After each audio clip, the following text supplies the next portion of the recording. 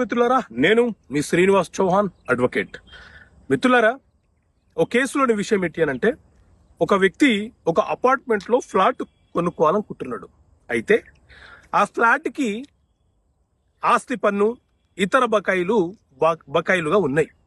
వాటిని అమ్మే వ్యక్తి నేను చెల్లించను అంటున్నాడు. ఆల్రెడీ కొనుగోలు చేసే వ్యక్తి అడ్వాన్స్ గా పేమెంట్ చేసి అగ్రిమెంట్ చేసుకున్నాడు. ఇప్పుడు ఆ బకాయిలని ఎవరు చెల్లించాలి? సో మిత్రులారా,